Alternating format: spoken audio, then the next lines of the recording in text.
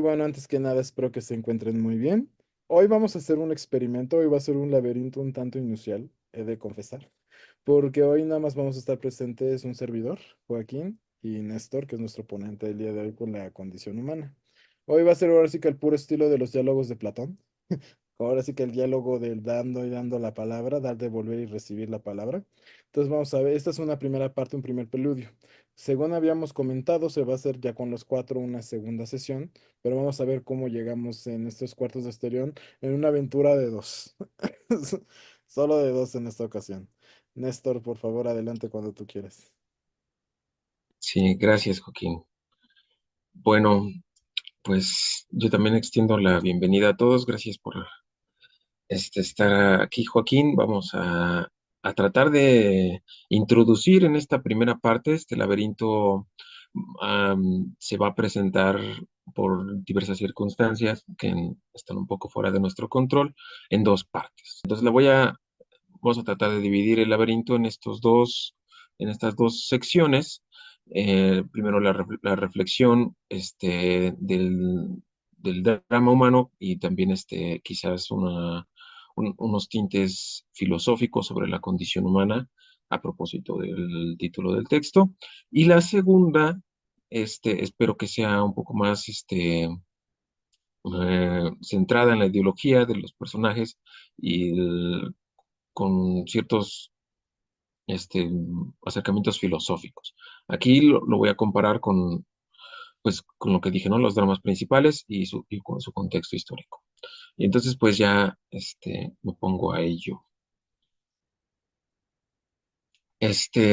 La condición humana. El- la obra es una novela de André Malraux, si estoy pronunciándolo bien, o algo así para pronunciarlo correctamente, pues alguien más entendido en francés, como siempre, lo dirá mejor.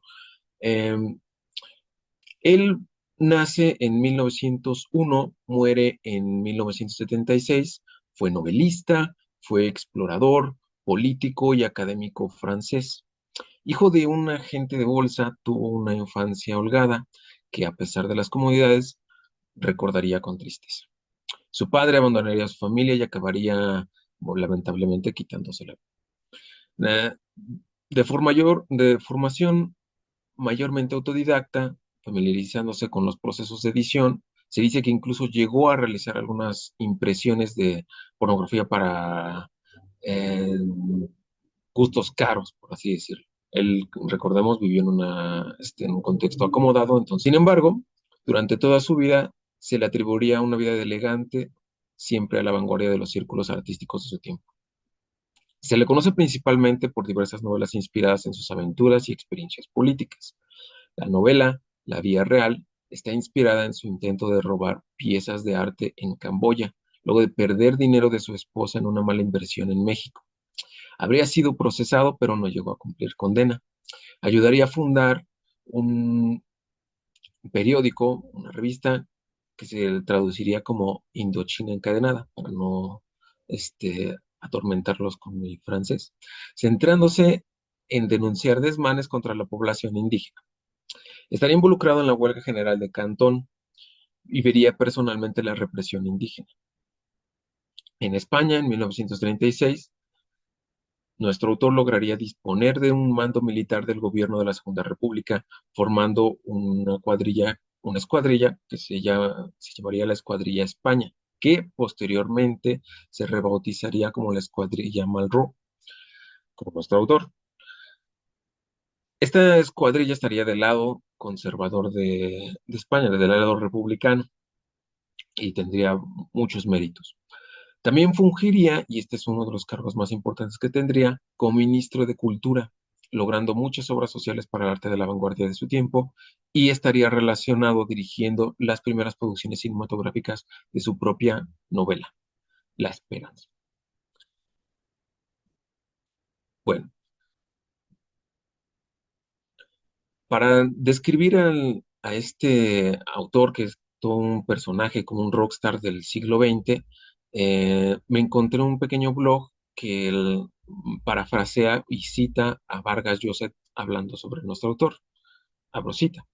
Como si no hubiera bastado ser un sobresaliente escribidor, se las arregló en sus 75 años de vida para estar presente a menudo en roles estelares, en los grandes acontecimientos de su siglo: la Revolución China, las luchas anticolonialistas de Asia, el movimiento antifascista europeo, la guerra de España, la resistencia contra el nazismo, la descolonización y reforma de Francia bajo de Gaulle, y dejar una marca en el rostro de su tiempo. Hasta ahí cierro la cita. Sobre la obra que nos corresponde. Bueno, sobre la obra que nos corresponde. El trasfondo histórico de la condición humana corresponde a una especie de recreación ficcional sobre la revolución que los comunistas y sus aliados llevaron a cabo en Shanghái contra el gobierno militar chino en 1927. En ese año, Shanghái viviría un terrible suceso conocido como el Incidente del 12 de abril. Las Fuerzas Armadas del gobierno chino conservador, conocidas como el Kuomintang, ejercieron fuerza letal contra rivales del partido de izquierda y facciones comunistas. Se dice que Kyo, que es uno de nuestros personajes principales, está inspirado en un personaje real llamado Zhou Enlai, ministro de la República Popular China en el establecimiento del gobierno socialista de 1949. Los personajes principales son Gizors, el padre de Kyo, Mai, su esposa, algunos personajes secundarios que son como Clapique, que pasan por ser parodias de arquetipos no muy virtuosos, oportunistas como Ferral, que representaría la clase acomodada de empresarios acaudalados, y Chen, que es un guerrillero pupilo de Gizors, el padre de Kyo, que además fue mentor de muchos otros alumnos. En esta obra, los rebeldes representan una ideología de índole trotskista, es decir, son libres del comunismo ruso, pero al ser una novela desde la concientización de la experiencia, está libre de ideologías fijas y ofrece matices variados.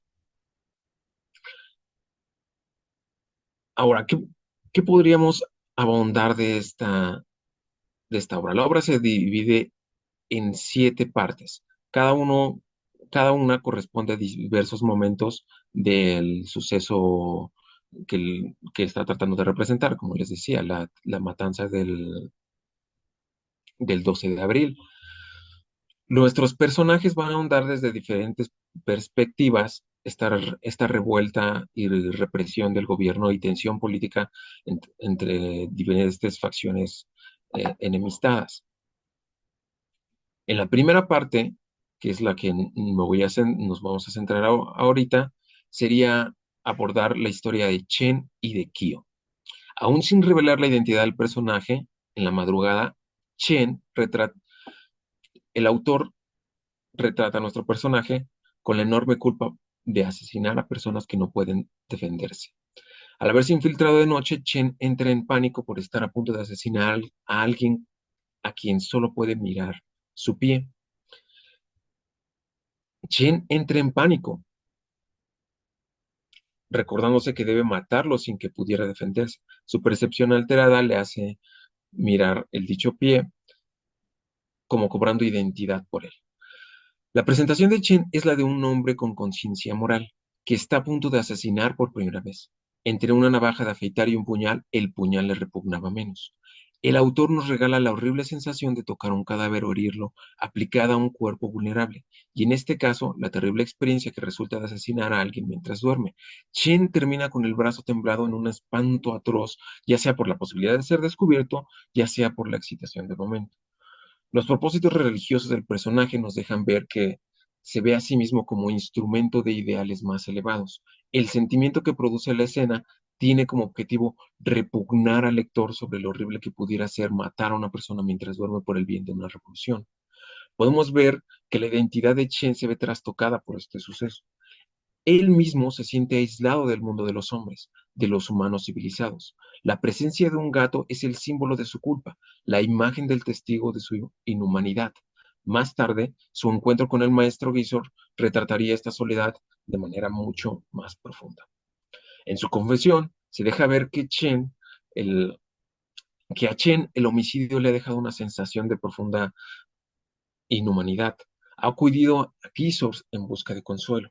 El anciano, que había sido su mentor, luego de quedar huérfano en el saqueo de algún pueblo donde había crecido, llamado Calgan, trata de consolarlo sin éxito. Quisos entonces dilucida sobre la nacionalidad de las personas. Al ser Shanghái una ciudad para muchos emigrados, el viejo suponía saber hasta qué una persona puede desconocerse de su nación. La relación entre género, sexualidad y patriotismo es entonces manifiesta. Como explica Gisors, es común que la primera relación sexual de un varón sea con una prostituta, pero Chen es aún menos chino, de modo que la primera vez que pierde su virginidad sexual no se puede comparar con la primera vez que asesina. Chen siente orgullo de no ser mujer, pero quizás este sentimiento se deba a que está contento con ser un asesino y no un asesinado. Chen teme la angustia terrible que llama fatalidad. Esto es, que pronto lo van a asesinar.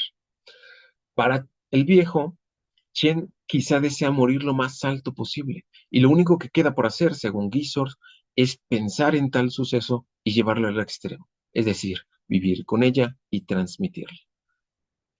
Abro, abro cita, sus ideas le hacían vivir. Ahora iban a matarle. Cierro cita. Gisors lamenta la carga del pupilo, así como su incapacidad para ayudarle ahora que lo solicitaba. Algún pastor a Chen le había enseñado la vergüenza de la carne, algo que contrastaba frente al horror de la civilización ritual de China. No hay más gracia que Dios, ya que el ser humano manchado tan irremediablemente por el pecado supone un sacrilegio siquiera que éste llegue a la deidad. Chen podría tener la idea de obtener la gracia, no por la caridad, que no le es suficiente, sino por el terror que implica prescindir del propio cuerpo manchado por el pecado en nombre de alguna gracia divina, o en su caso, de ideales superiores a la vida. Al no poder Chen ser un hombre de contemplaciones y además estar privado de toda caridad religiosa, era necesario sustraerse a su cristianismo. Esto según Gisors, y que el alma pacte con la carne para vivir sin el sentimiento interrumpido de la angustia y caída. Hay, no obstante, otras formas de grandeza distintas al cristianismo. La educación japonesa de la que había gozado Kyo, su hijo, enseñaba que las ideas no deben ser pensadas, sino vividas. Un alma puede ser fuerte sin la existencia de Dios o de Cristo. Aquí vemos el primer contraste entre dos de los protagonistas que hay en la obra, Kyo y Chen. La manera en la que ven la ideología comunista se marca por cómo interiorizan sus ideales. Por ejemplo, Chen, con diplomas inútiles, había sido chofer, ayudante de químicos, su vida se inclinaba siempre a la acción política. En cambio, Kyo había escogido la acción política como quien escoge la mar o las armas, es decir, su vida era acción política. El sentido heroico de Kyo era una disciplina, mientras que en Chen era una justificación de vida, la dignidad. Para Kyo había un sentido de vida. Los trabajadores o jornaleros, en cambio, son despojados del suyo y por extensión también de sus vidas. Su sentido de vida era devolverles aquella dignidad robada. Tirsos clama al marxismo como clamaría la identidad y el sentido de su propio hijo.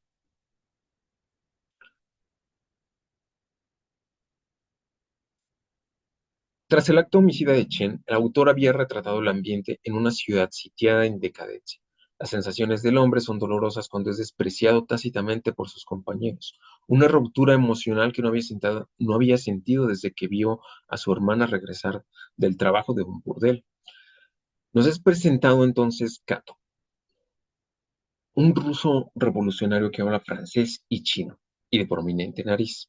Había viajado del norte de Oriente luego de estar condenado a 5 años de presidio en 1905, cuando siendo estudiante de medicina había tratado de derribar la puerta de la cárcel de Odessa, Y lo más importante, había sobrevivido a una ejecución masiva en suelo ruso cuando su batallón fue capturado y acribillado por una ametralladora. Es por lo demás uno de los miembros más capaces en el combate. Nuestro personaje más táctico es un recurso que el autor empieza a usar para revelar o construir escenarios trágicos que van desde la inevitable muerte hasta el desperdicio de la vida. Si bien no en la segunda parte de la novela se revela que Cato muere sacrificándose por algunos jóvenes, es, el- es es como el soldado eterno que no logra salir de la lucha eterna de los revolucionarios. La identidad de estos personajes se ve trastocada cuando ellos mismos se presentan a propósito de las ideologías que que han adoptado para sí mismos, la voz de uno mismo. Mediante dos discos alterados puestos al mismo tiempo, la insurgencia se enviaba claves secretas. Enviar 30 hombres. En el retrato de una ciudad sitiada se construye también el desconocimiento de uno mismo. Kio, hijo de Girsos, no reconoce su propia voz en los discos y se pregunta por qué. Él es chino por su padre, japonés por su madre. Su condición de mestizo le hacía cuestionarse su identidad y con ello, qué es lo que podía saber de sí mismo y de otros. Lo que hay más profundo en un hombre rara vez es aquello por lo que se le puede hacer obrar inmediatamente. Es decir, el sentido de una vida humana no puede hallarse en la inmediatez, o sea, en la jornada laboral. Kearsarge, que había sido profesor de sociología de la Universidad de Pekín, había formado a otros jóvenes en la educación social. Chen, como lo había dicho antes, es uno de ellos. Lo que se conoce de otro es apenas la superficie, un sueño. La riqueza no existe, tampoco la pobreza. Pero si todo es una ilusión, ¿qué significado tienen las vidas que se sacrifican por una revolución? El problema es que ningún hombre vive de negar la vida. Es la identidad de un humano y su dolor aquello que los relaciona. El varón Clapique, uno de nuestros personajes más bufonescos de la obra, por ejemplo, no tendría verdadera profundidad. Eso que hay de singular en todo humano y por lo cual rara vez actúan inmediatamente. Su dolor no tiene importancia ni sentido. Su mejor retrato es ese, el del hombre mezquino que se engaña a sí mismo. Estaba hecho para el opio, pero, pero bebe. Muchos hombres no encuentran el que lo salvaría. El hombre chino, según Gisors, tiene un temple o un carácter obsequiado por el opio. Pero Kyo no reconoce su voz en los discos grabados. Es un asunto de medios, dice su padre. No se escucha realmente con los oídos, ya que cuando están tapados se oye la propia voz mediante la garganta. Del mismo modo, el opio, según Gisors, encierra un mundo que no oímos con nuestros oídos. El dolor está en el desconocimiento. Lo esencial, lo que trastornaba hasta producirle angustia, y particularmente a Kyo sobre la infidelidad de su esposa, era que de pronto se había separado de ella. Si la vida de uno también se oye con la garganta, ¿en dónde se escuchará de los demás?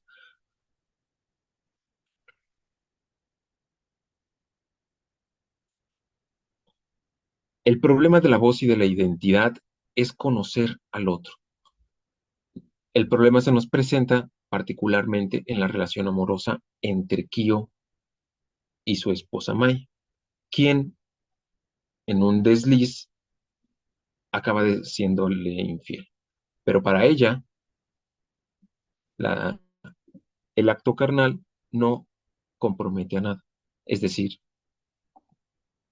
no comprometía el amor que sentía por su esposo. Amar podría ser más que los actos. Es uno mismo detrás de ellos o algo más que los mismos en cualquier caso.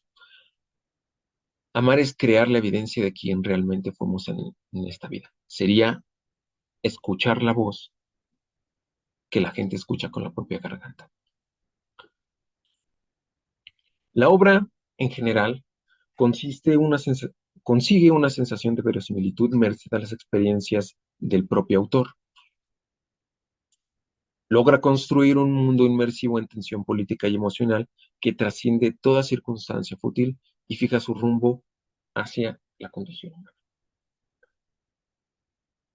Bueno, con con estas pequeñas charlas acerca de la identidad, la voz y las circunstancias históricas que se ponen, pues abro ya la primera parte. La segunda parte correspondería a los sucesos violentos que acontecen, valga la redundancia, en la revuelta por la toma de Shanghái. Pero si empezamos con esta primera parte, yo creo que podemos llegar a algún lado interesante.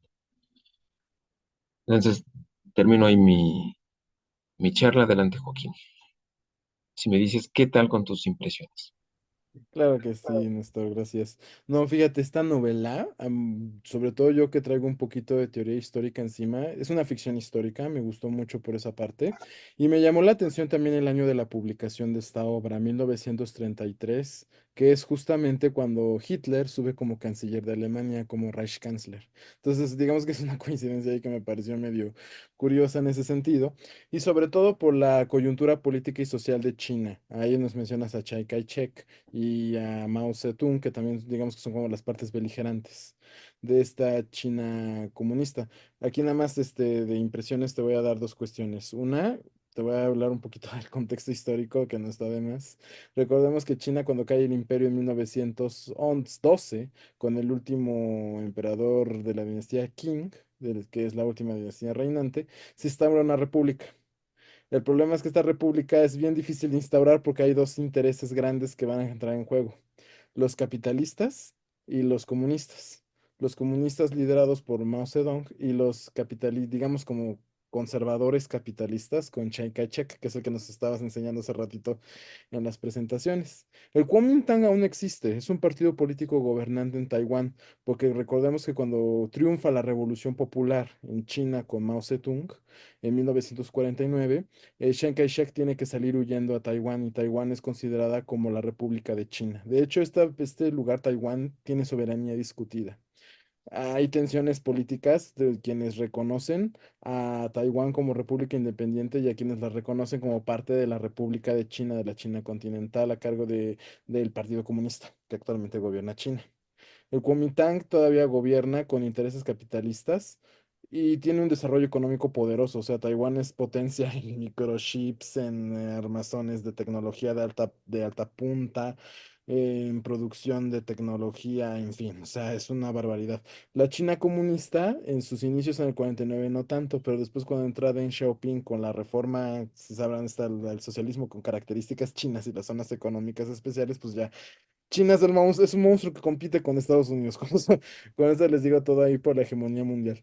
De hecho, hay tensiones. Por eso ahorita que va a haber elecciones con Trump y eso de que ahí no, los chinos no los queremos. No, pues no, porque sabes que ahí el dragón dormido, si lo despiertas, pues ya sabes que te puede generar otro tipo de cuestiones. Y sabemos que China, pues, es la fábrica del mundo en esa parte. Esta novela nos refleja un episodio muy concreto de estas guerras, de cómo las facciones de poder se van como tratando de imponer. Los del Kuomintang con Chiang Kai-shek, que a cada rato lo mencionan en la novela, y los comunistas a cargo de Mao Zedong. En Shanghái trata este episodio cruento de 1927 y los intereses europeos que hay de por medio para que apoyen al Kuomintang y haya mayores ganancias económicas. Es una novela que nos pone a reflexionar el asunto ideológico y de cómo los seres humanos nos comprometemos con las banderas, por así decirlo. Esto de lo ideológico, recomendación histórica, hay un autor que se llama Georges Duby, francés también, que tiene ensayos que hablan sobre la historia de las mentalidades, que así se llama la línea del pensamiento que él trabaja. Ese George Duby lo que hace es tratar de estudiar históricamente cómo se van dando las ideologías y cómo van confrontándose unas con otras para imponer su programa político. ¿Cuál es el problema de las ideologías que yo veo personalmente hoy por hoy? Es que creen tener la verdad absoluta cada cual y al momento de establecer un diálogo en la complejidad de lo real, las cosas se tornan un tanto complicadas. Entre unos que te dicen que eres un zurdo de mierda y el otro que te dicen que eres un facho, pues ahí como que las posiciones dialógicas y luego empiezan a complicarse. Y empiezan a complicarse, ¿por qué? Porque los seres humanos somos muy dados a abrazar un discurso y no soltarlo y decir, no, este discurso es la neta del planeta. Y esto lo podemos ver en los personajes en la novela como Kyo o como Chen, que es más radical, que dice, no, es que este discurso es con el que me voy a morir y con el que mi vida se homologa o se funde completamente con mi creencia ideológica, que a mi punto de vista a mí me parece un poco peligroso. Sí, porque al final del día, por quien estás peleando, quien está sacrificándote, pues no te garantiza que de verdad vaya a hacer bien las cosas. O sea, Mao Zedong cuando obtuvo el poder e hizo la revolución cultural fue muy cruento. Hubo mucha gente que se murió de hambre en China. Hubo represión, hubo masacres. Y ahí tenemos el ejemplo de la plaza de Tiananmen. O sea, gente que dio la vida en la revolución para tener un mejor régimen, pues pusieron en el régimen a gente más hija de la Canterbury que los que estaban antes. Y ese es el riesgo que yo veo cuando uno trata de abrazar las ideologías. Digo, tenemos nuestros sesgos, nuestras preferencias ideológicas, se respeta cada cual, pero el chiste es no fanatizarnos, creo yo. Y estas novelas no, como que nos permiten hacer ese tipo de reflexiones en esa tesitura. No sé, Néstor, en este diálogo de dar de volver, comentarías tú? Estas son las primeras impresiones que yo tengo con personajes donde podemos ver el fanatismo llevado a la ideología de esta es mi ideología, mi bandera y me muero con ella o a una postura más militar, o una postura como la de Gisors, este fumador de opio, el papá de Kyo, que es más nihilista, que dice, es que tus ideologías son tan frágiles como la pipa donde fumo mi opio. O sea, en esa postura más decadent, si se me permite la expresión, donde no le vas ni a una ni a otra. Y el final con Mei y este Gisors en la novela se ve más que patente, donde te dicen es que la ideología en el trasfondo podrá parecer sólida, pero como decía en un título de un libro de filosofía, ahorita no me acuerdo el autor, pero que decía que todos los sólidos se desvanecen en el aire, me dio ese dejo cuando Guy Source establece sus puntos de vista finales en torno a la guerra de revolución en China. ¿Por qué? Porque tanto uno como otro son humanos, tienen vicios y persiguen el poder a su conveniencia. Por ejemplo, Chiang Kai-shek, cuando se va a Taiwán, él establece un toque de queda, él establece prácticamente un régimen dictatorial hasta que se muere en el 75. Y ya después como que empieza medio a democratizarse la isla, pero pues también hay las cosas. Como que uno se presta, se presume como yo soy mejor que el otro, o yo soy mejor moralmente. Cuando los dos padecen desde mi punto de vista, que como ahí me voy a poner un poco como Geesers, de los mismos vicios del ser humano. Morirte por una causa, el problema es morirte por una causa en vano, que es lo que como que te descarna, te desgarra en ese tipo de tesitura. Por ejemplo, sabemos esta escena de Kyo, cuando se toma su pastilla de cianuro para evitar Ujú. ser asesinado por las fuerzas del Kuomintang. Y cómo él trata de compartir esa pastilla con otro, creo que me parece con Katou, ahí, para poder tener este suicidio como el tipo de los harakiris en los japoneses. Ah, arigato. Porque sabes que ya no hay escapatoria, pero no quieres ceder del todo ante tu rival. Y ahí digamos que este suicidio un tanto casi ritual, los orientales son muy así, ¿qué te digo? Trata de decirnos algo en términos simbólicos y culturales y cómo la ideología nos permea, pero también cómo nosotros podemos permear a la ideología con determinadas circunstancias. Digamos que aquí lo que Malraux nos juega mucho con el buscapié es ver cómo las ideologías en los momentos más cruentos juegan con nuestras creencias fundamentales y cómo actuamos con base en dichas creencias. Eso es así como lo que yo te podría decir de momento. Gracias, Néstor.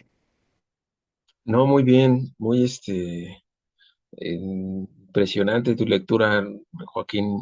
Eh, sí, yo coincido muchísimo en lo que está en la obra. Debo decir que ya fuera de escribir yo una reflexión a propósito de la obra, eh, es es una magnífica representación. Si bien a nuestro autor, Malraux, como se pronuncia, le critican el uso del oropel, que es la extensión o el exceso de la descripción para adornar ciertas escenas. A mí me parece que logra momentos sumamente humanos que están atrapados en el contexto político del momento, de turno. Tiene escenas muy buenas sobre los celos con su mujer. Esta terrible también escena del cianuro es, es sumamente poderosa, aunque es descrita con mucha extensión y con un lenguaje muy, culto, yo que sé, no muy asequible al que esté acostumbrado. Yo le decía a Omar, esta definitivamente no es una novela ligera, tiene un lenguaje bastante, eh, pues, no sé si rimbombante o de difícil acceso.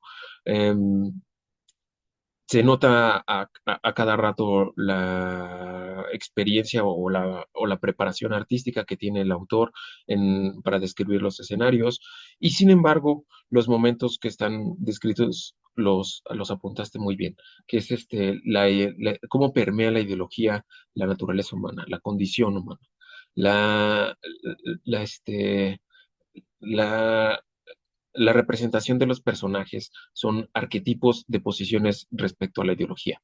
Quizá podríamos ver a Mai como la más prudente, que sabe que está comprometida, ¿no?, con su pasión y está enamorada de su esposo, pero no puede llevar al extremo como su propio esposo está comprometido, ¿no? Que él mismo es la disciplina, como lo había escrito, él mismo es la ideología, ¿no? Su hábito es darle la dignidad de vuelta a los, a los obreros. Podemos ver el caso de Chen, que se nos resulta, como tú dijiste el más extremista, que además intenta ponerle una bomba al mismo dictador y fracasa, le da a un convoy que no era. Eh, este, el, el asunto con Geesers, que es también el arquetipo, la entrada de opio a China, cómo lo consumían, cómo les hacía ver el mundo, cómo tenía temple comunista, la tensión entre Rusia, Ferral, que era este personaje eh, del gran acaudalado, que el único interés que tenía era por sus propiedades, ¿no? La productividad, o sea, él estaba allí en China a propósito de darle salida a sus productoras en otro país, o sea, en Indochina. Y no le importaba nada y prefería verlas destruidas antes de perder de alguna manera, ¿no? La escena del cianuro, por ejemplo, esta parte en la que no quiere dejar a merced, de alguna manera es como, yo lo vi como el eterno soldado que como que no puede ver de otra manera, no, la vida, no pensaba en huir, no pensaba en una especie de acto ceremonioso, como lo hemos visto en otras obras que se escriben en Oriente. Aquí vimos, por ejemplo, la que nos recomendó Mariana, ¿no? Una japonesa, es ¿cómo recuerdo el anular? Recuerdo, ¿no? Que todos los personajes son De sumamente Yokogawa. ceremoniosos. Ajá, de Yokogawa. Sí, los personajes orientales son ceremoniosos porque la cultura es así, ¿no?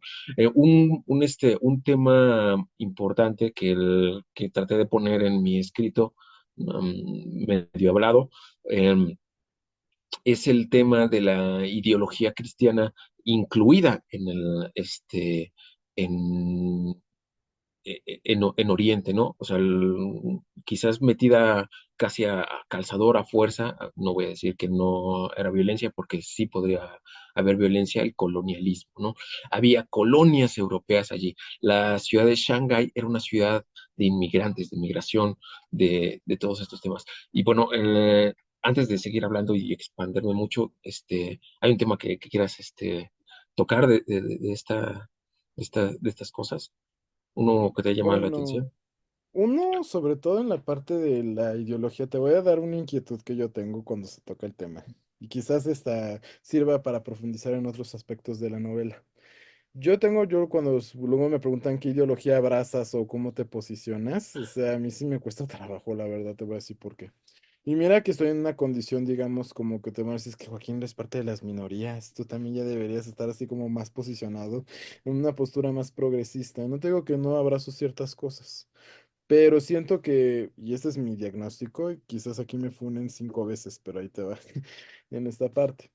Tomar distancia crítica de nuestras posturas ideológicas, ya sea de partido político, de identidad sexual, de identidad de género, de postura del feminismo.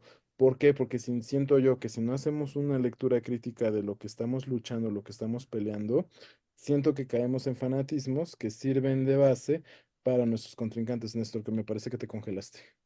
No, Ah, no. No, entonces está bien. solo Es me que quedé muy quieto. sí, yo dije se congeló la imagen. Entonces, ¿cuál es la cuestión aquí? Ahorita tú si quieres me puedes refutar o darme un zape, eso ya lo decides tú. O abonar a más argumentos. Y esto lo estoy retomando porque la novela me detonó este tipo de pensamientos. ¿Eh? No crees que me estoy yendo por las ramas. Cuando no tomamos distancia crítica de nuestras ideologías, podemos convertirnos peor que el verdugo, o bien darle armas al verdugo para terminar de ponernos la bota en el cuello.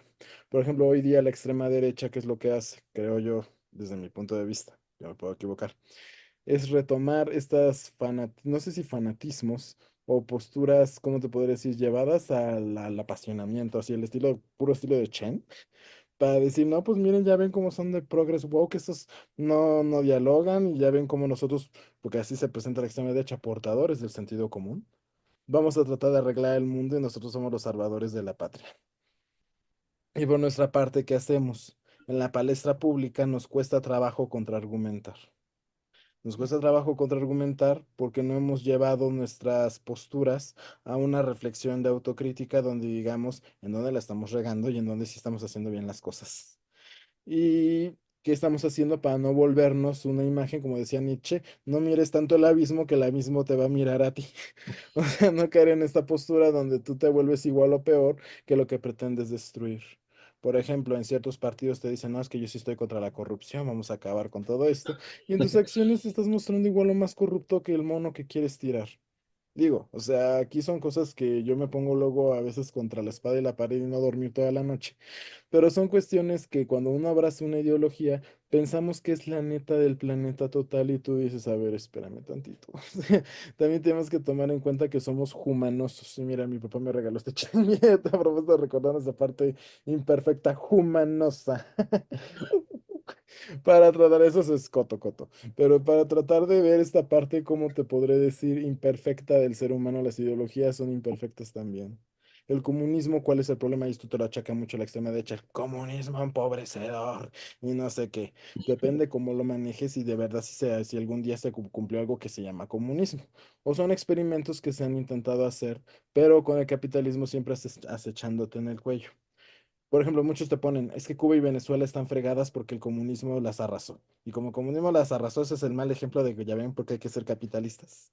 Sí, pero cada uno tiene sus defectos. El problema del comunismo o del socialismo es que concentra mucho poder en el Estado, pero eso también se presta a corruptelas. El problema de si tomamos una postura tipo Javier Milei de rematamos el Estado y viva viva el libre mercado y que las fuerzas privadas hagan todo, ahí generas otro problema. Sí hay crecimiento económico, pero la riqueza se concentra en muy poquita gente y tenemos esta gráfica donde muy pocos ricos, asquerosamente ricos y un montón de pobres. Es decir, ¿cuál es lo que nos está dando en la torre? Creo yo, como dice el título de Malraux, nuestra propia condición humana. O sea, nuestros propios vicios y defectos que hacen como los puerquitos de la rebelión en la granja de Orwell. Sí, somos iguales, pero no somos más iguales que otros. Entonces, ¿cómo rompemos ese círculo vicioso? Tacanijo. Si me quiero ver muy anarquista, te voy a decir, desmadra todo el estado, rompe todas las estructuras y organicémonos desde la base. Sí, mijo, pero es más fácil decirlo que hacerlo. Sobre todo a la hora ya de establecer servicios fuertes, básicos, como la salud y la educación. Y los servicios ya de conexión del comercio, o sea, es todo un relajo. Ahí Bakunin, no sé si se revuelca en su tumba con lo que acabo de decir, pero las ideologías en qué juegan, en que te dan se van a vender como la mejor opción, pero esa venta como la mejor opción hay que verla con pinzas, creo yo, antes de tomar una decisión. No te voy a decir que esta es una postura de geezers de, pues no tomes ninguna hasta un lado completamente y viva la pura pasión con el opio, por ponerte un ejemplo. Pero sí, cuando tú abraces tus posturas, darte cuenta, y lo traigo de nuevo a colación, de la parte humanosa que existe en cada una de nuestras posturas que abrazamos. O sea, darte cuenta de lo imperfecto que puede ser lo que estás abrazando. El abismo negro, como diría Nietzsche, pero de verdad hacerlo ver. En política es difícil, porque normalmente en política quienes hacen ejercicio de autocrítica o los encarcelan o los matan. Pues históricamente sí, he visto mucho esa tendencia. Pero en otros ámbitos hay que tratar de hacer el intento de lo contrario que hemos. cómo está China ahorita. En China no hay libertad de expresión, tantito te respingas, tantito te reprimen en sabroso o en otros posicionamientos. La represión no nada más es que te pongan la bota en el cuello literal, o sea, la represión también está en no dejarte dialogar o no dejar expresar tus ideas como se debe. Y es ahí donde tú dices, si no hay un diálogo entre dos posturas contrarias, pero que se muerdan la cola entre ellas, pues está canijo. A mí en lo personal sí me preocupa cómo se está organizando el poder hoy día, donde un partido acumula mucho poder. A mí en lo personal. Porque DJ Slavoj Žižek, para que una democracia sea democracia tiene que haber de tocho morocho. Para que entre, precisamente como hay de tocho morocho y todos son imperfectos y con ambiciones, se muerdan la cola entre ellos y unos sirvan como el freno del otro y no se imponga una fuerza sobre todas las demás. Porque de lo contrario, ¿qué tenemos ahí? Hitler, ¿estás ahí? Mussolini. O sea, tenemos ahí como problemas a la hora de generar la gobernabilidad. Carl Schmitt, un politólogo nazi, te va a decir, es que si el pueblo decide que esa mayoría esté, pues está toda madre. Claro, pues, pues, considera que Schmitt era un nazi redentos. También va a haber politólogos que van a estar de acuerdo en que las grandes mayorías tienen que existirse si el pueblo las decide. Pero va a haber quienes te van a decir, espérame tantito, es que esas mayorías tienen que ser de cierta forma contenidas para que ideológicamente haya una especie como de equilibrio. Para mi gusto, lo ideal es que el Poder Ejecutivo, cuando pasa sus reformas en el Congreso, lo ideal es que no se aprueben tal cual las puso el Ejecutivo. Lo ideal es que haya modificaciones y que haya contrapesos y edulcoraciones, edulcoraciones de cierta medida, para que no se sienta así como la persona que gobierna se sienta toda poderosa. Que es ahí donde creo que es donde está lo peligroso, tanto con Mao Zedong como con Chiang Kai-shek. Yo siento que ambos padecían del mismo pecado, pero se sentían cada uno los libertadores y ahora sí que la mejor opción y la mejor solución para los problemas de que aquejaban a su país, sin ver toda esta parte compleja. A ver si no debrayé mucho ahorita, pero digamos que esos son los puntos que yo rescato con este tipo de novelas y de cómo podemos pensar esta condición humana que para mi gusto tiene un sabor también de momentos bastante existencialista. Cabe aclarar sobre esta parte donde no hay flechas, las ideologías intentan darnos esas flechas de mira, vete por aquí y la vas a hacer. Sí, pero no hay garantías, mijo. Ahí Sartre te va a decir, estás arrojado al mundo y lo que hagas va a depender de lo que tú decidas, pero eso sí, siempre dándote cuenta que lo que tú decidas afecta a los demás. De que para bien y para mal, pero va a afectar. O sea, ahí no hay de que echo la bolita y me voy para atrás, no, o sea, va a afectar, quieras que no. Y en política, pues afecta más, porque los políticos, pues deciden por millones de vidas. Ahí está el asunto. Por eso decía Peter Sloterdijk, en un libro que se llama Bajo en el mismo barco, que dice, gobernar 100 días en un poder político se parece fácil o muy, como, con mucho bluff, muy, ¿cómo te puedo decir? Muy oro pelado y todo muy bonito, fanfarrias, discursos, pero dice, pero está peor que poner tus rodillas en carbón hirviendo, porque es una presión brutal, todo lo que digas, haces o no digas, impacta y importa. Y esto no lo digo yo, lo dices la otra día y el ensayo se llama En el mismo barco, a ver si lo pongo en el grupo para que ahí le echen un ojito. Yo sí le puedo echar un ojo en su momento, pero te digo, Sloterdijk es un filósofo alemán con una fuerte beta nietzscheana, cabe aclarar, nada más ahí para que se quede como el contexto histórico en esta parte. No sé, Néstor, qué quieras comentar de mis debrayes ahorita en esta parte. Te escucho. Concuerdo, invita, la novela invita a ver entrelazadas estas ideologías o estas posturas ideológicas eh, bien significadas y representadas en los personajes, a, a ver el todo y también las partes o la forma este, ya condensada en las personalidades este, de los personajes que se nos presentan, vaya, valga la redundancia. Mm, yo también concuerdo también, o yo estoy de acuerdo con la necesidad de reconocer la, la imposibilidad de no afectar al otro. El- si bien aquí el tema de la voz, que es la garganta, atormentaba a Kyo, en, además tiene un nombre japonés. Kyo es Kiyoshi. como, Sí, ese es el ajá, diminutivo, que sería su nombre es Kiyoshi. ajá, de Kiyoshi, exactamente. O sea, no solo tenía la incertidumbre de su propia identidad nacional, sino la metáfora de no escuchar su propia voz grabada era, era un tema de identidad, una identidad este, que estaba trastocada por lo que unos decían, lo que otros decían y lo que él podía escuchar de otros. La voz de la garganta es la que uno se escucha a sí mismo y es la que quiere compartir a los otros. Sin embargo, la que llega es la que transmitimos por los oídos, ¿no? La metáfora era así. Lo que escuchamos con los oídos no es lo que escuchamos con la garganta cuando los oídos están tapados. El, el asunto de la voz es que como dirían en la vida práctica, en el trabajo donde estoy, cada quien escucha lo que quiere, ¿no? O sea, cada quien entiende lo que quiere, pero cuando se adquiere una responsabilidad en que una acción va irremediablemente afectar a otro de una buena o de una mala manera, dependiendo del canal, pues se tiene que enfocarse en el que el canal tiene que ser claro, justo, se tiene que llegar a un mejor diálogo. No puede ser un constante monólogo, diría los críticos del arte contemporáneo, eh, sino un cierto, una cierta aceptación de que ningún hombre es una isla, ¿no? Dirían dice el dicho. Em, También está el tema del choque cultural. Hay una escena que me gustó bastante, que nos corresponde a la primera parte, en donde en el retrato de la atmósfera insurgente, el autor invoca la imaginación cultural para simbolizar un miedo colectivo.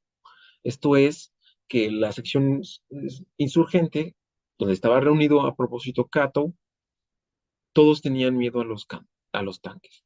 Y dice el pasaje, que está justo en la primera parte de la obra, el tanque heredaba el poder de los demonios. O sea, todos los hombres de la sección sabían que Cato, condenado a causa del asunto de Odessa, a permanecer en uno de los presidios menos duros, había solicitado para instruirlos acompañar voluntariamente a los desdichados enviados a las minas de plomo.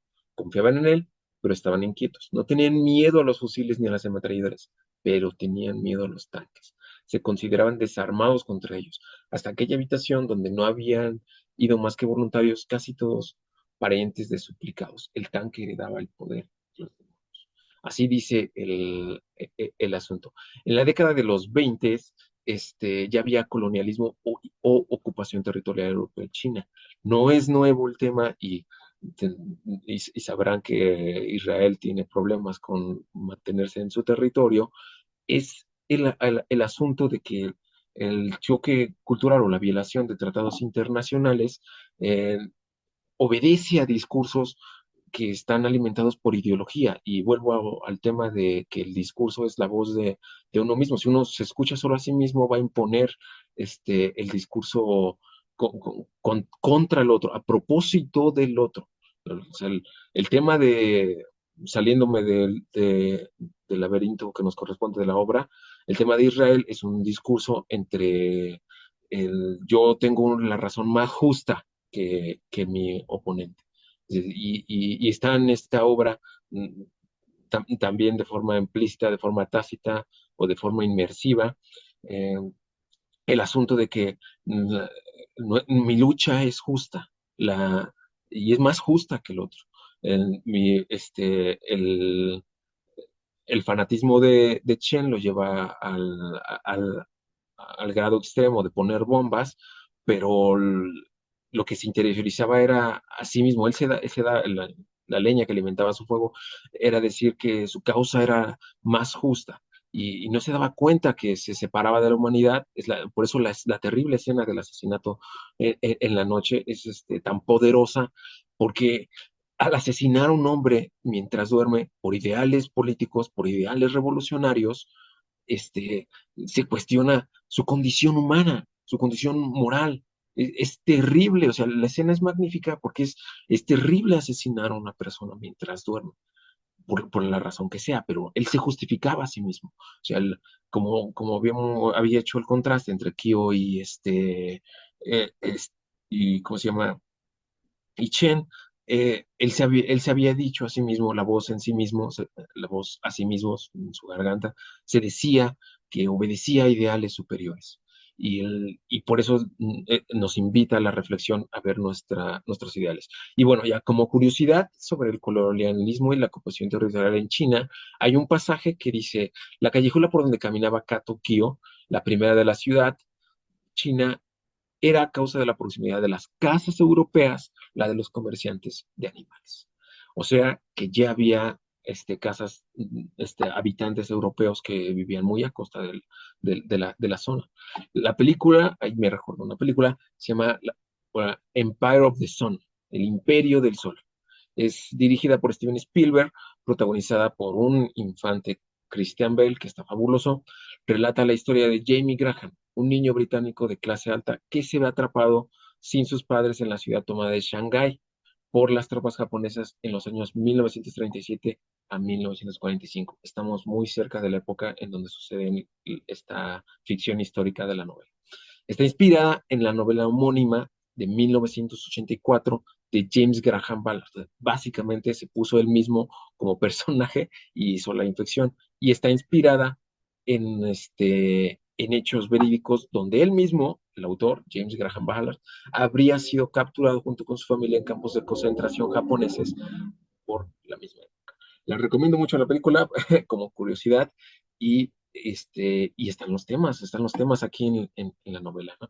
Este, no sé si tengas algo que agregar, Joaquín. De hecho, sí, ahorita que decías de los europeos en la estancia en China, esto lo podemos ver incluso desde bueno, desde la época de la Edad Media con los viajes de Marco Polo, pero con mucha fuerza, ¿dónde lo vas a ver? En la parte al menos político-comercial con las guerras del opio. A finales del siglo XIX, sabrás tú que Inglaterra tenía muchos intereses comerciales con China, sobre todo con el uso de esta droga. Para que digan que el narcotráfico no es una cosa de hoy o del siglo pasado, esta cosa tiene muchísimo tiempo. Y en Europa era muy dado a que se consumiera el opio en los grandes círculos intelectuales, sobre todo en los círculos de clases medias, medias altas. No nada más en Inglaterra, en sí los países como Francia, España, Italia, era muy dado el consumo de esta droga y aparte de esta droga, los productos comerciales que han sido intensivos en el comercio entre China y el ámbito europeo. Sabrás que en la guerra del opio, China pelea contra Inglaterra, Inglaterra le gana en su momento dado y se queda con Hong Kong como parte de su botín de guerra. Y Hong Kong es parte del dominio británico desde finales del siglo XIX hasta 1997, que es cuando se vence el tratado. De hecho, hasta hay un episodio de la serie esta de The Crown de Netflix, donde el príncipe, hoy rey Carlos, tiene que ir a hacer la ceremonia de entrega del Reino Unido de Hong Kong a soberanía completamente china, de la República Popular de China, dicho sea de paso. Pero bueno, eso es así como el dato curioso en esa parte. Y sí, mira, lo parte de cómo juegan también la parte ideológico, también se cruza lo económico. Eso lo podemos ver con otro personaje, que es ay, ahorita se me fue el Ferral. nombre. Ferral, ándale, que es el que ve sus intereses económicos para la empresa, el emporio que está trabajando en Francia. Y es que en esa época, y esto yo sí lo sé porque voy a dar clase de historia próximamente, es otro chisme que te quiero contar. Estaban los trusts y los cárteles. Los trusts y los cárteles eran grandes corporaciones que se organizaban en Europa para comerciar determinados productos, pero trataban de evitar cierta competencia desleal que al final eran bien abusivos, pero nada más estaban ahí con la idea de, ay, sí, vamos a hacer así las reglas justas, pero eso también genera tensiones económicas, porque los trus y los carteles dicen, ok, nada más vamos a competir en el sabor y la calidad, por ejemplo, de nuestras papas. Esto te pone un ejemplo muy burdo, pero todo lo que tiene que ver con cadenas de producción, materia prima y trabajadores, ahí nadie se va a agandallar. ¿Estamos de acuerdo todos? Ahí sí estamos de acuerdo todos. Pero la mera hora se agandallaban como querían. De hecho, por eso hubo la Primera Guerra Mundial, digo, para que no nos hacemos tarugos. Parte de las tensiones económicas era de que unos, Inglaterra y Francia, pues agandallaban más colonias, sobre todo en Asia y en África, más materias primas y más zonas de influencia, y las potencias como Alemania, Austria y el Imperio Otomano se quedan con cara y estos porque están ganándose toda la tajadota del pastel y a nosotros nos están dejando las migajitas, ¿verdad? tensiones que van a generar la Primera Guerra Mundial. Ya, eso es parte del brevario cultural. Pero sí, y hay otra cosa que rescato, Néstor, lo que decías de cómo Shen consideraba que su lucha es justa. Eso en la parte ideológica te genera la cohesión, pero también es peligroso. Hitler, cuando escribió Mein Kampf, mi lucha, también pensaba lo mismo. Mi lucha es justa. Hay que acabar con los judíos, hay que quemarlos. ¿Por qué? Porque hay que generar la pureza de la raza aria alemana, porque la lucha es justa. Y entonces hay que tener cuidado. Pues te digo que las ideologías hay que abrazarlas con pinzas, porque el peligro está ahí, el totalitarismo está ahí, y no lo digo yo, lo dice Hannah Arendt. Hay un libro que se llama Entre el pasado y el presente. Y ella menciona como teórica política, porque según ella no es filósofa. Para mi gusto sí lo es, igual yo coincido con el entrevistador, con Gunther Goss. Pero según ella, no, que yo soy teórica política porque no me acomodo en la tradición de los filósofos, pero eso es discusión para otro día. Pero Hannah Arendt en este punto sí establece que toda ideología, todo proyecto utópico ideológico, porque si te fijas, las ideologías tienen una utopía en la mente. Vamos a generar el comunismo, vamos a generar una dictadura del proletariado donde a nadie le falte nada. Esa es la utopía, muy al estilo Tomás Moro. Que se cumpla, ese ya es otra bronca, que se cumpla la ideología, pero está ahí presente. El problema, dice Hannah Arendt, es que si tú, en tu afán de cumplir esa ideología, estás cometiendo abusos, caes en totalitarismo. Y si no permites la otredad, es decir, si no permites la alteridad en tu proyecto de sociedad, yo que tú desconfío de ese proyecto. ¿Por qué? Porque si no permites la alteridad que es constitutiva de los seres humanos, que haya diferencia, que nadie piense igual que otro, lo que vas a hacer es que, no pienses como tú, purga, te mato, te mando a Siberia, te mando a hacer trabajos forzados, o de plano, a ver, en el paredón todos, atados a ejecutarse, ¿por qué? Porque no pensaste como yo. Y Hitler hizo eso en la noche de los cuchillos largos, dentro de su propio partido político. La gente que no se cuadraba con la figura de Hitler y con sus ideas, dales cuello, mano, para que no estorben, y así lo hizo. Y ahí es ahí donde tenemos que tener cuidado con esto de la lucha es justa. Sí está bien apasionarse, pero una de mis maestras de filosofía decía, pero las pasiones también duelen y también generan consecuencias que si no las sabemos matizar, ponderar, pensar, ponen el adjetivo que tú quieras, se nos pueden salir de las manos. Y digamos que ahí está como lo preocupante de la ideología en la parte de la condición humana. Eso es lo que yo te comentaría en esa parte, en este diálogo de dos que estamos haciendo ahorita. Que ahorita no se ha salido tan mal, creo yo. Pero vamos a ver qué cuarto de asteroide se te ocurre en esta parte, Néstor. Yo por mi parte ahorita lo dejaría este. Sí, bueno, hay otra parte que no hemos tocado tanto y es la, la vena experiencial, pues no sé cómo se decirlo, o sea, este, la pluma experiencial, por así decirlo, no sé, o sea, basada en la experiencia, o sea, de su propia vida, del propio autor aquí en estos pasajes, en esta novela en específico. O sea, él que ha vivido tanto, quiso hacer, yo lo leí de un comentarista sobre esta obra, que él trataba de concientizar la experiencia, o sea, de la experiencia hacer una conciencia y eso retratarla en sus novelas. Nuestro autor, en el transcurso de su vida, marcada por tragedias personales, pierde a su esposa, este, se mete en numerosos eh, conflictos sociales, eh, y además una cosa curiosa, padecía el síndrome de Tourette, que lo leí como como curiosidad ahí médica del personaje, le ocasionaba problemas, trataba de representar la angustia sufrida, o sea, la angustia personal de cada uno de los personajes, bueno, yo creo que de él y de cada uno de los obreros que vivía a sufrir en, en en esta novela. Existe, por ejemplo, cuando pone de manifiesto la relación que hay entre el patriotismo con la tradición, una relación de amorío. A los patriotas les encanta ser tradicionales y lo pone muy bien. Y lo pone en una escena que es de Geesers, hablando con otro, o un anciano, creo que hasta más anciano que él, que estaba defendiendo la tradición, que los valores ya se habían perdido, dirían ahorita los patriotistas, ¿no? Los conservadores, que se han perdido, pero es que el patriotismo tiene una relación muy cercana con la tradición. Entonces voy a leer esta parte del pasaje que tiene que ver además con otra de las luchas sociales que es muy importante y es muy vigente, que es la de la violencia contra el género femenino, la violencia contra la mujer. Eh, Dice así el viejo aferrado al pasado y a la tradición. Abro cita.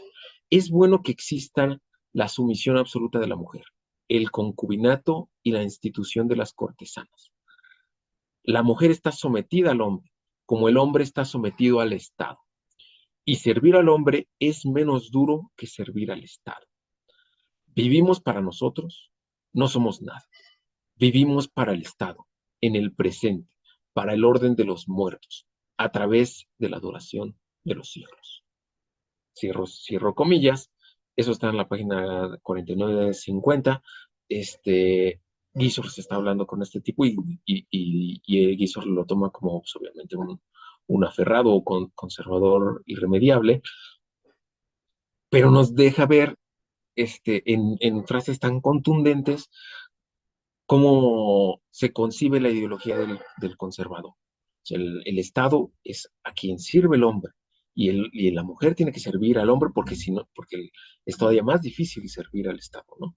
Entonces, hace una relación, una jerarquía medio patriarcal, pues sí sería una patriarcal, que trata de conservar, aferrarse a aquello que le da sentido bueno, sentido y orden, y le llama tradición. Entonces, me parece que estas representaciones están bastante buenas, que no solo nos invitan a pensar otra vez la ideología que tienen las personas, sino las que ya damos por supuestas, ¿no? A las que los que ya llamamos tradición, a las que llamamos como normalidad. Entonces, otra de las escenas que tiene que ver con la lucha contra la violencia contra las mujeres es las anécdotas de Mai. Me parecieron también muy buenas. Si bien es muy dolorosa la pelea que tienen estos dos esposos, Mai y Kyo, de todos modos, los dos puntos de vista son muy, muy interesantes. Las anécdotas de Mai, abro comillas, en uno de los pasajes dice, sería una suerte para ella que se muriera, cierro comillas. Se refería a las chicas que de tanta violencia que de los heridos que habían, principalmente ellas por ser más frágiles, les habría mejor que no sobrevivieran a las heridas, porque ella era enfermera, ella las atendía y entonces ella veía que llegaban cada vez más heridas y muchas de ellas no las iban a lograr. Para Kio decía que el sufrimiento no tenía sentido si conducía a la muerte. Y ella hace una reflexión y dice así, en mi opinión, abiertas las comillas, para la mujer el sufrimiento resulta extraño, más hace pensar en la vida que en la muerte, a causa de los partos, quizá. Cierro comillas. Esa es una reflexión que hace Mae. Hace una reflexión como que desde el género. No sé si, o sea, me habría gustado que Omar estuviera aquí y nos diera su punto de vista, pero ella quiere decir desde el punto de vista femenino. O sea, que, el, que las mujeres piensan más en, en la vida cuando sufren que en la muerte. Me pareció interesante, estas escenas están constantemente aquí plasmadas y yo creo que tiene que ver también con cómo nuestro autor había retratado lo que había vivido en numerosos viajes como rockstar del siglo XX. Pero bueno, no sé qué te parezca a ti, Joaquín. Yo rescataría la parte de que mencionas de la naturalización de las jerarquías con este pasaje de May y de cómo, digamos, lidió con esta infidelidad de su marido. Digo, al final, ahora sí que me acuerdo de una frase de David McNabb cuando hablaba sobre, en el pasaje, por qué es los apóstoles de Jesús cuando estaba a punto de ser crucificado, todos se durmieron. Es que dicen pues, que es que la carne es débil. Claro, no estoy justificando aquí ni su infidelidad, pero digamos que esta parte de, otra vez, lo humanoso de nuestra existencia. Bueno, que ya, ya está aquí como el chango 3 veces. Pero aquí, ¿qué es lo que me lleva a pensar? Cuando pensamos en jerarquía, sobre todo las posturas de derecha, extrema derecha, defienden mucho la tradición y las jerarquías. Tradición viene de tradere transmitere, es decir, lo que vas pasando de mano en mano en el pasado para reactualizarlo y mejorarlo. Con esto no quiere decir que estoy en contra de la tradición por sí misma, pero sí estoy en contra de que radicalicemos las tradiciones. O sea, a qué voy con esto? Cuando la extrema derecha y la derecha quieren rescatar esto de que es que se han perdido los valores, ya quisiéramos tener otra vez, no sé si has visto este póster, Néstor, de la familia de los años 60, donde la mujer es rubia cocinando, el hombre llegando con traje con su maletín del trabajo, los niños jugando, en una casota que mínimo tiene planta baja y primer piso, con 3 habitaciones, casa, coche, perro, y todo aquello que se salga de eso, está impuro, está maldito, está mal. O sea, yo no entro ahí. A título personal, esto, perdón. O sea, por mi orientación, yo no entro allá, yo no entro en esa figura. Por eso se nos van como y nos agarran de chivo expiatorios. Es que ustedes, malditos gays que se atrevieron a salir del closet, son los que desmadraron la sociedad.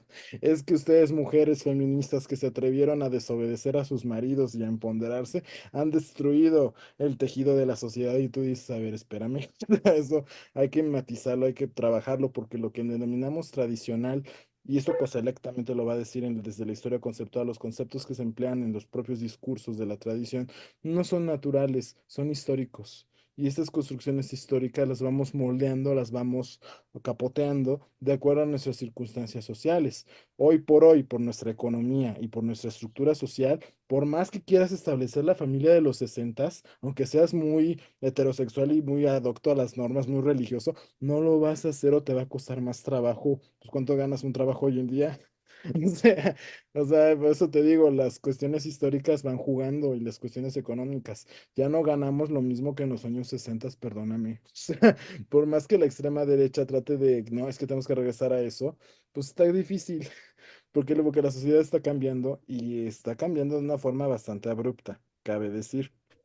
Y si tú quieres revertir de tajo todo eso, lo puedes hacer, pero hay consecuencias. Quiero ver en Argentina en un par de años a ver cómo les va. Sí bajó la inflación, pero tienes más pobreza. Esos son mis puntos personales. Ahorita se me pueden ir 60,000 yugulares y 60,000 dagas contra mi corazón en este momento. Pero tienes que jugar con eso. Gobernar hoy en día es como jugar al Jenga. Sí, quitas unas cosas, arreglas unas cosas, pero vas a desmadrar otras, te guste o no. Y es en ambas posturas en el espectro político, ya sea que seas de izquierdas o de derechas. ¿Qué tanto interviene el Estado? ¿No interviene nada o interviene mucho? ¿O interviene más o menos? En todas puedes generar decisiones. El chiste es que las consecuencias se van a presentar. ¿Por qué? Porque tu país no está aislado, estás en un contexto mundial que te va a poner imponderables y te van a permitir hacer ciertas cosas o no hacer otras. Por ejemplo, en Rusia, Putin ha sabido sortear las sanciones de Occidente, pero ha tenido que pagar el precio en otras cuestiones. Por ejemplo, en Rusia no hay democracia. En Rusia, gobierna un partido hegemónico y el que se salga del huacal pum pum o te encierros, así estando muy como al estilo de la URSS en esa parte. Claro, espero que no me gane aquí 5,000 odios aquí extra, pero es ahí donde podemos ver la complejidad de cómo lo ideológico se va moviendo y tú cómo tomas decisiones que van a afectar, te guste o no. Por eso te decía con el libro de En el mismo barco de Sloterdijk. Sí, gobernar suena muy fútil, muy, ¿cómo te podré decir? Muy, sí, Sheinbaum le pusieron su banda presidencial con su rito indígena y toda la cosa así, pero a la hora de tomar decisiones dices, madre de Dios, en lugar de sacarme un premio, me saqué el salto del tigre. Porque tienes que tomar decisiones que afectan y que van a afectar a diferentes grupos. Y es ahí donde dices, pues, ¿cómo lo hacemos? Sí, digo, estas cosas luego a mí me mortifican un poquito, no te voy a mentir. Pero digamos que la tradición es un concepto que es histórico y que tenemos que estudiarlo con todo el rigor, porque no siempre es la neta del planeta la tradición luego ahoga. Por eso surgen las contracorrientes que dicen, vamos a romper esa tradición y vamos a generar Woodstock. El problema es cuando caemos en los excesos, tú dices, fue tan buena idea romper la tradición, te dio buenas cosas, pero como todo en la vida, te va a dar otras cosas que no son tan bonitas. Y eso, pues lo podemos ver en las guerras, en la guerra aquí de China.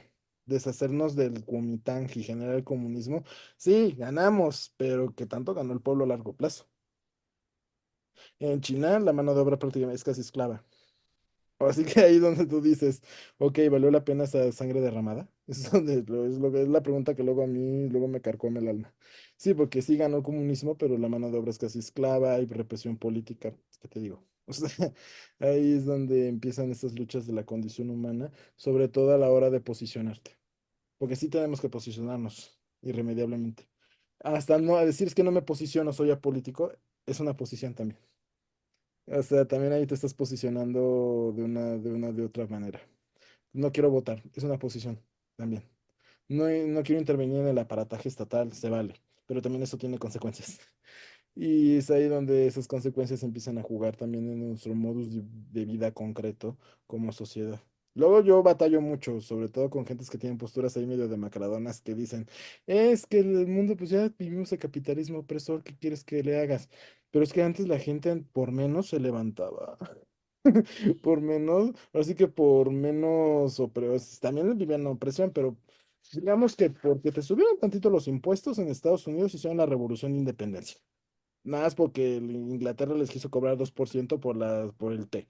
Pero aquí, con más bota en el cuello, con un salario más precario, con unas condiciones de vida más precarias, pues estás así como de, pues ya nos cargó el payaso, nada más estamos esperando a ver a qué horas que tiraron de la cloaca, a ver a qué horas nos vamos por el hoyo. Y pues yo no veo como mucha reacción. Una de mis maestras en filosofía decía es que la revolución se escribe menos, se dice menos de ella porque cada vez se hace menos. Y eso pues digamos que sí está para pensarse, la revolución se hace menos porque, y eso Shurhan por ahí también te lo va a decir, porque la luz, porque se ha cambiado el esquema ese es Shurhan. Tú ya no puedes pelearte contra un opresor porque el opresor lo has interiorizado. En lugar del tú debes, ahora pasamos al tú puedes. Y pasamos a esta sociedad del cansancio. Esa es la opinión de él. O sea, muchos hasta yo tengo mis dudas también en esa parte, porque también Shulhan llega a ser muy pesimista. De pues ya no se puede hacer nada, ¿no? Ya las estructuras ya nos tienen ahorcados a todos y pues ya. Y todo aquel que se revele es ridiculizado o es aplastado de inmediato. Y digamos que estas novelas pues también te llevan a pensar este tipo de cosas.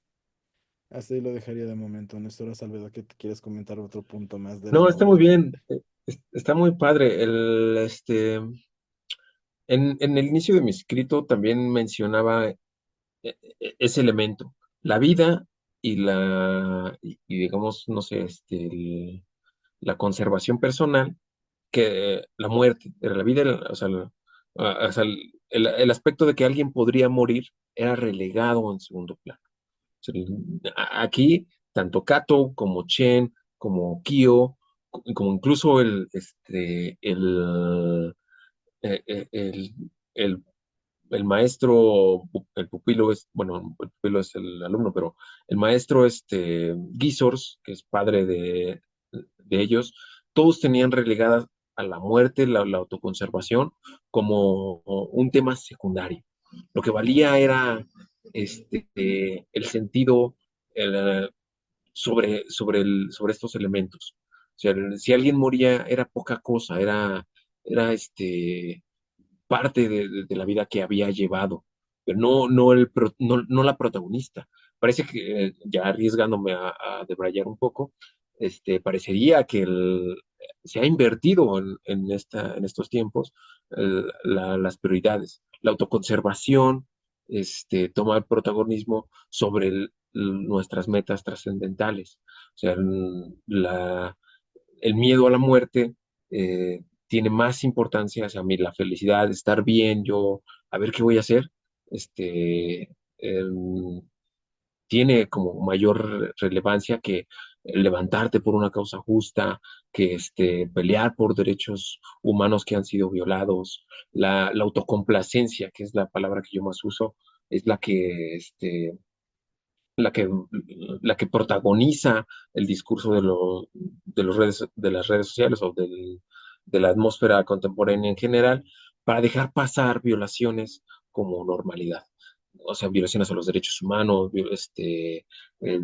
discursos intolerantes, cancelaciones, el, el abrazarte y decirte que todo está bien, no es sino la normalización de eso, de hacer invisible el discurso del otro, que tiene que estar en contra de ti, tiene que retroalimentarte, no tiene por qué felicitarte todo el tiempo, no hay intercambio de ideas, no hay diálogo, no existe ningún diálogo, si no existe alguien que te dé una retroalimentación que no coincida contigo, necesariamente no, tiene que estar en desacuerdo la persona que habla contigo, si no, no habla, no tiene una postura. Entonces no pueden ahí estar diciéndote que todo está maravilloso y que todos estamos de acuerdo con todos, porque no puede ser, no hay diálogo si todos estamos de acuerdo con todos.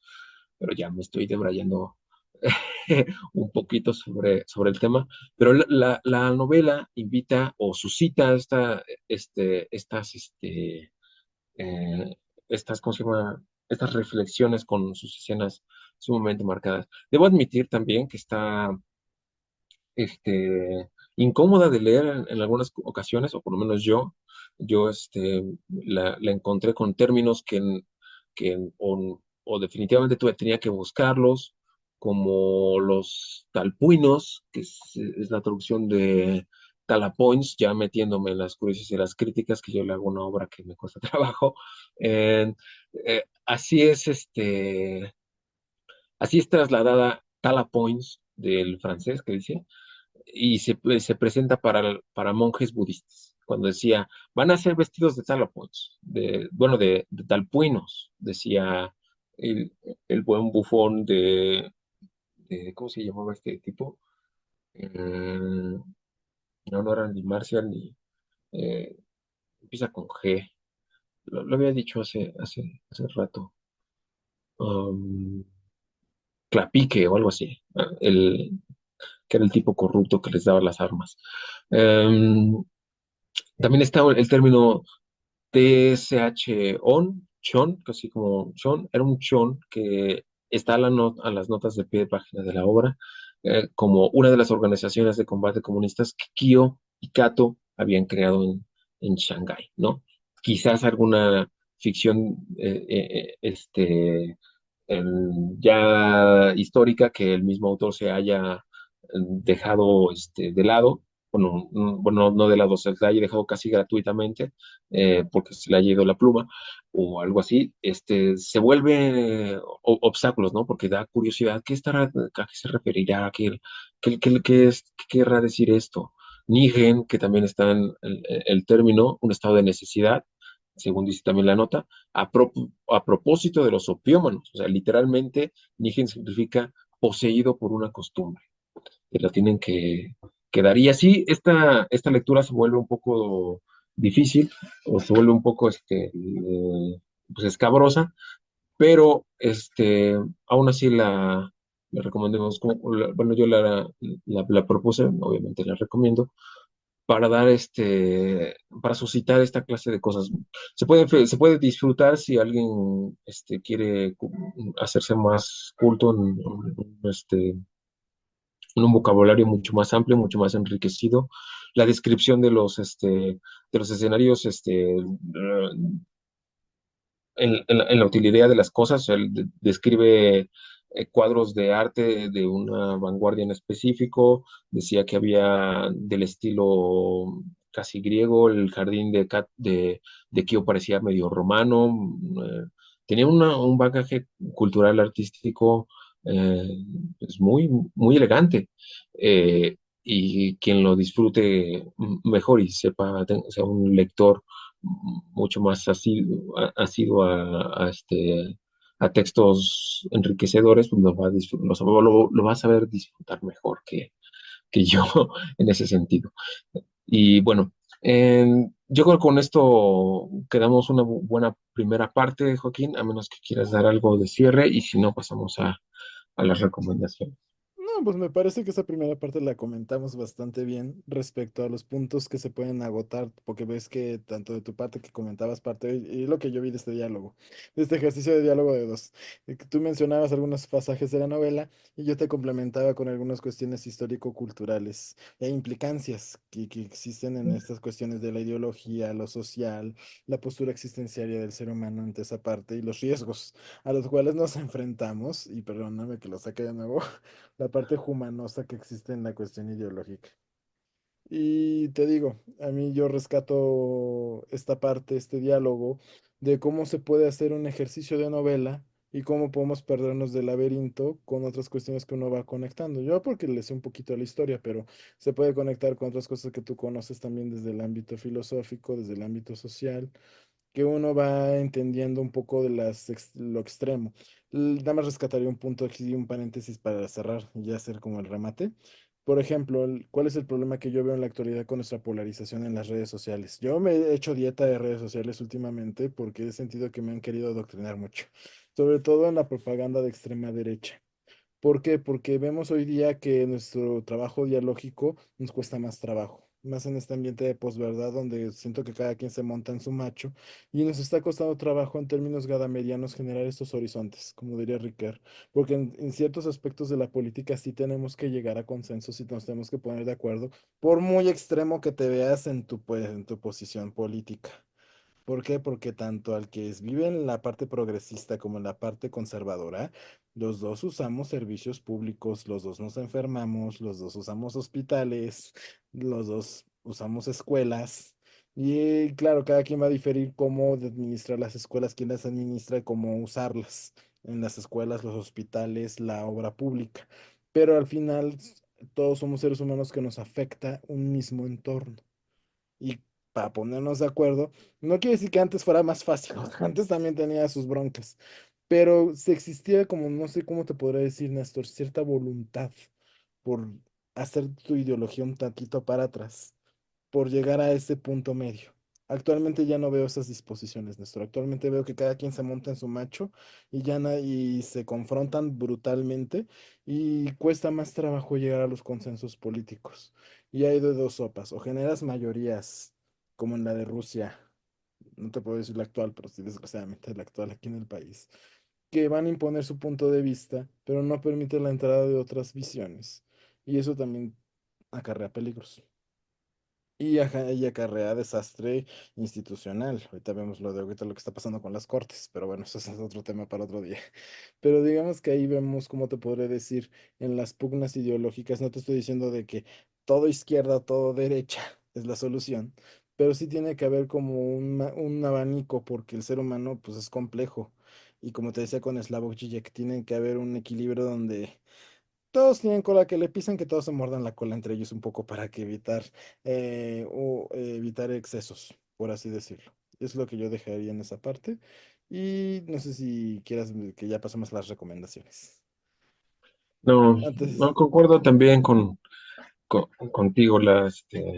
La polarización es lo que hace más peligroso el diálogo en estos tiempos. Bueno, de recomendaciones, sí vi bastante.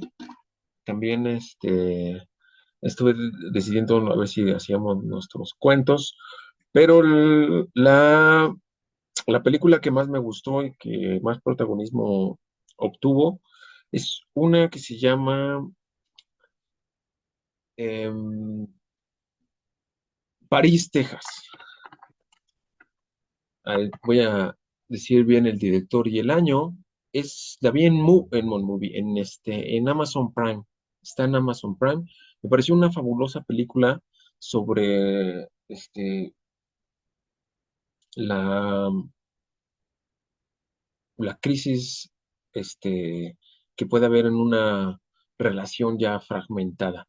No tiene ni la más remota sombra de diálogos explicativos, lo cual es una belleza, porque todo queda a la interpretación, bueno, a la buena voluntad del espectador, bueno, y a la atención, para descifrar que es una metáfora precisamente de, de esta de este tema muy, muy, muy, muy humano.